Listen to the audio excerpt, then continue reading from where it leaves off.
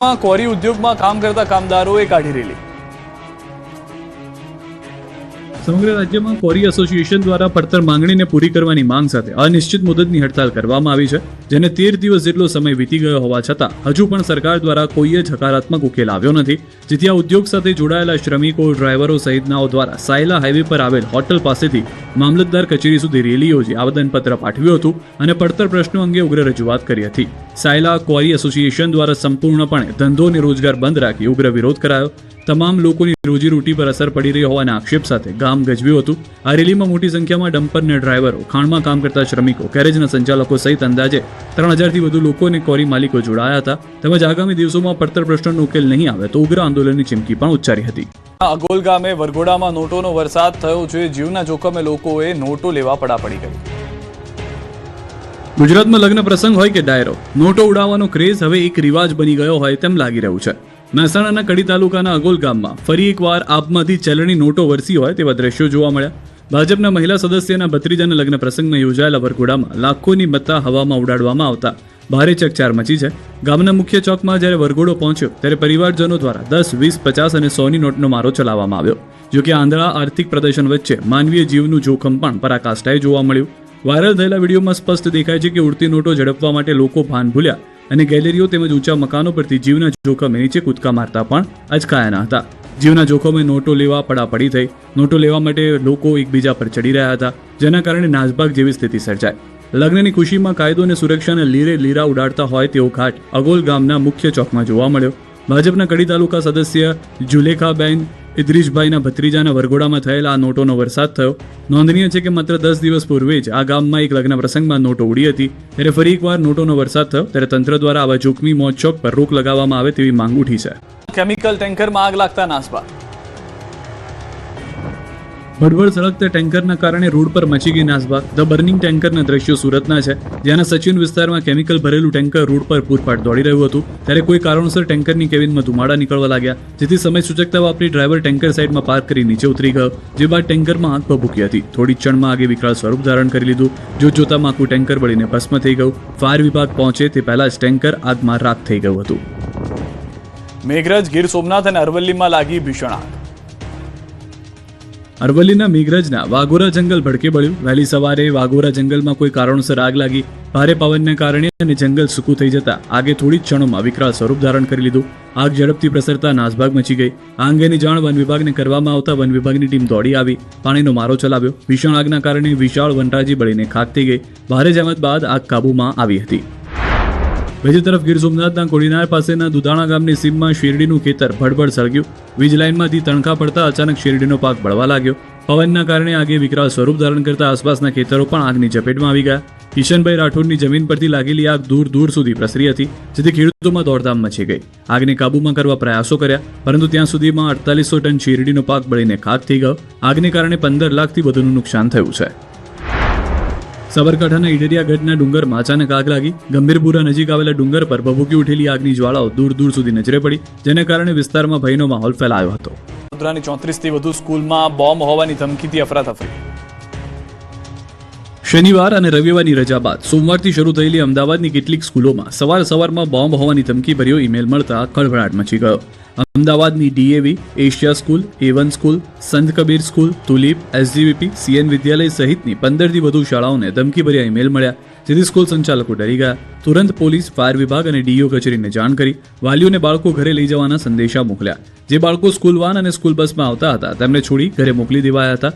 અચાનક સ્કૂલથી ફોન આવતા વાલીઓ ચિંતામાં મુકાયા, દોડાદોડ થઈ જતા સ્કૂલે પહોંચી ગયા। બીજી તરફ પોલીસ અને ફાયરની ટીમે સંકલન સાધીને તમામ શાળાઓમાં ઝીણવટભરી તપાસ કરી, પણ વાંધાજનક વસ્તુ ન મળી। બીજી તરફ એશિયા સ્કૂલના સંચાલકોનો બેદરકારી જોવા મળી। બ્લાસ્ટ અંગે મેલ મળવા છતાં તુરંત કાર્યવાહી ન કરી પોલીસને જાણ કર્યા બાદ 1 કલાક સુધી બાળકો સ્કૂલમાં રહ્યા। ફાયર વિભાગે બાળકોને બહાર મોકલ્યા।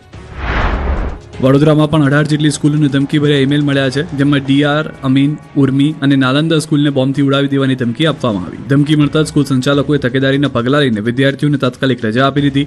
ઉર્મી સ્કૂલની હોસ્ટેલ ખાલી કરાવી। બનાવની ગંભીરતાને ધ્યાનમાં રાખીને પોલીસના ઉચ્ચ અધિકારીઓ ઘટના સ્થળે પહોંચી તપાસ હાથ ધરી। કેશોદમાં વિદ્યાર્થીઓ ઝઘડ્યા। જૂનાગઢના કેશોદમાં વિદ્યાર્થીઓ મારામારી પર ઉતરી આવ્યા। કેશોદની સરકારી LK સ્કૂલ નજીક કેટલાક વિદ્યાર્થીઓ કોઈ કારણોસર મારામારી પર ઉતરી આવ્યા। વિદ્યાર્થીઓએ ટોળું બનાવી એક વિદ્યાર્થીની ધોલાઈ કરી. જાણે એકબીજાના જીવના દુશ્મન હોય તે રીતે વિદ્યાર્થીઓ એકબીજાને મારી રહ્યા હતા, જેથી રોડ પર અફરાતફરી મચી ગઈ. જોકે કેટલાક લોકોએ વચ્ચે પડીને વિદ્યાર્થીઓને છોડાવ્યા. વિડીયો વાયરલ થતા પોલીસે તપાસ આદરી છે. સુરતમાં ₹1 માટે જીવલેણ હુમલો થયો. સુરતના સચિન વિસ્તારમાં હુમલાની એક એવી ઘટના બની જેની પાછળનું કારણ ચોંકાવનારું હોવાનો દાવો છે. કહેવાય રહ્યું છે કે સચિન વિસ્તારમાં કપડાં ઇસ્ત્રી કરવા માટે ₹1 વધારે માંગવામાં આવતા ગ્રાહક ઉશ્કેરાઈ ગયો અને જીવલેણ હુમલો કર્યો. સીસીટીવીમાં જોવા મળી રહ્યું છે કે 2-3 શખ્સો દ્વારા લાકડી તથા થપ્પડથી હુમલો કરાઈ રહ્યો છે. પોલીસે આ દ્રશ્યોના આધારે ખરેખર હકીકત શું છે એ જાણવા તપાસ શરૂ કરી છે. નેતા જેની ઠુમ્મરે ભાજપના મહિલા મંત્રીઓની સાડી પર કર્યા પ્રહાર. ગુજરાત વિધાનસભાનું સત્ર શરૂ થતા ભાજપ અને કોંગ્રેસ વચ્ચેનું શાબ્દિક વોર હવે ભાજપની મહિલા મંત્રીઓની સાડી સુધી પહોંચી ગયું છે. કોંગ્રેસની જન આક્રોશ યાત્રા દરમિયાન લોકોને સંબોધતા અમરેલીના કોંગ્રેસના નેતા જેની ઠુમ્મરે ભાજપની મહિલાઓ પર પ્રહાર કર્યા. તેમણે મહિલાઓનો પ્રશ્ન મુદ્દે ભાજપ સરકારને ઘેરતા આક્ષેપ કર્યો કે ભાજપની મહિલા ધારાસભ્ય અને મંત્રીઓ 20,000ની સાડી પહેરીને વિધાનસભા સત્રમાં આવે છે, પરંતુ મહિલાઓના પ્રશ્ને મૌન રહે છે. મહિલા મંત્રીઓ ફક્ત મોંઘી સાડીઓ પહેરવા માટે મંત્રી બને છે. 20,000 થી વધારે રૂપિયાની સાડી પહેરીને વિધાનસભામાં જવાનું, તૈયાર થઈને બેસવાનું, પણ મહિલાનો કે પ્રશ્ન ઉભો થાય તો એ જ મહિલા મંત્રીએ મૌન ધારણ કરીને સરકારની વાહવાહી કરવાની આ એક ટ્રેડિશન બની ગઈ છે. ટ્રેડિશન કોંગ્રેસ તોડે પાર કરવાની છે, એમાં મને કોઈ શંકા નથી. ચૂંટણીનો આપે બહિષ્કાર કરતા કોંગ્રેસે ભાજપની બી ટીમ ગણાવી દીધી. ગોપાલે કર્યો પલટવાર. ગુજરાત વિધાનસભાના બજેટ સત્રનો પ્રારંભ થઈ ગયો છે. ત્યારે 15મી ગુજરાત વિધાનસભાના 8મા સત્રના પ્રથમ દિવસે જ આમ આદમી પાર્ટીના ધારાસભ્ય ગોપાલ ઇટાલિયા અને ચૈતર વસાવા ટ્રેડ ડીલ હટાવો કિસાન બચાવોના પોસ્ટર સાથે વિધાનસભા પહોંચ્યા.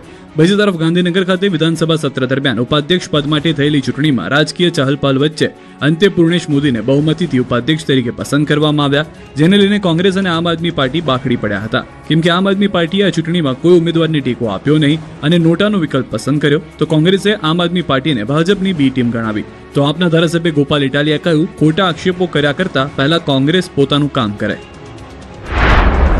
અમારે કોઈને મત નથી આપવો, ભાજપને નથી આપવો, કોંગ્રેસને નથી આપવો. શા માટે આપવાનો?